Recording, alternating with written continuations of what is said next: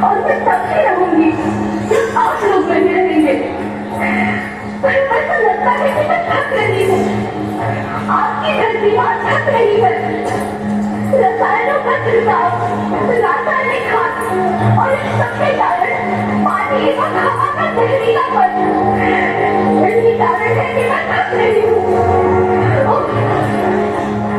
क्या आप जानते हैं कि इन रसायनों के जहरीलेपन से मेरी मिट्टी कैसे निकलती है, जिससे आपके शरीर पर कुछ भेदभाव डाल है।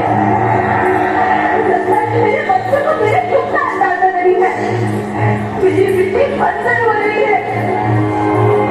ये रसायन मेरी मिट्टी के उपजाऊ को खत्म कर रहे हैं और उससे पाए जाने वाला नमक मेरे शरीर में मृत की तरह चल रहा है।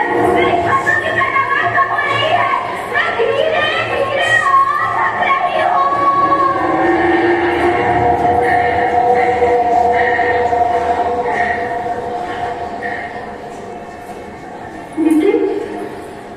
लेकिन अब मुझे याद आता है कि पहले मैं बहुत सुंदर थी, बहुत प्रसन्न थी, हमेशा हंसती थी। मुझे अब भी याद है।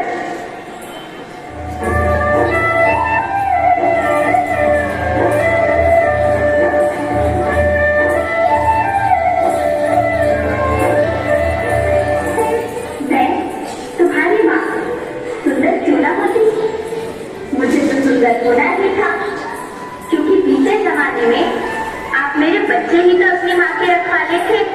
आप लोग प्राकृतिक खेती करते थे।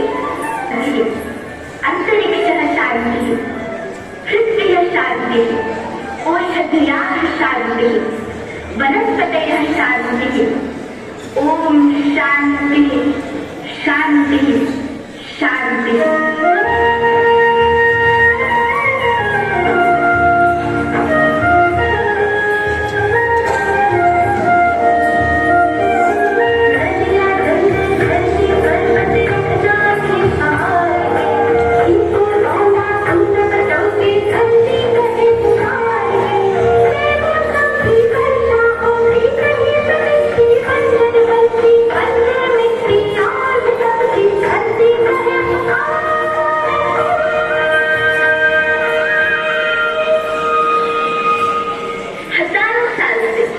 मनुष्य धरती की गोद में रहता आया है, लेकिन आज मैं आपसे पूछती हूँ कि आपने इसके बदले धरती माँ को क्या दिया?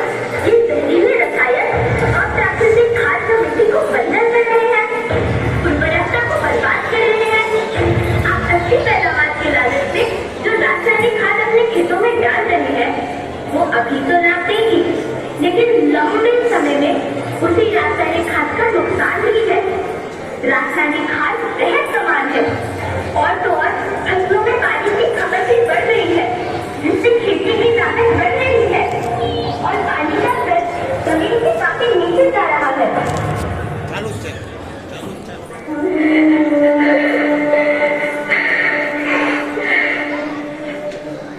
बच्चों, मैं तुम्हारी माँ हूँ। मैंने तुम्हें सुख से जीने के लिए पर्याप्त संसाधन दिए हैं, पर तुम्हारे लालच की पूर्ति के लिए नहीं दिए। ऐसा लगता है कि थोड़ी सी अधिक पैदावार और अपने लालच के लिए आप सब अपनी अगली पीढ़ी, अपने बच्चे के भविष्य के बारे में सोचना भूल गए हैं। सोचो, क्या तुम अपने बच्चों को ऐसे खेत देना चाहते हो जो बंजर हो?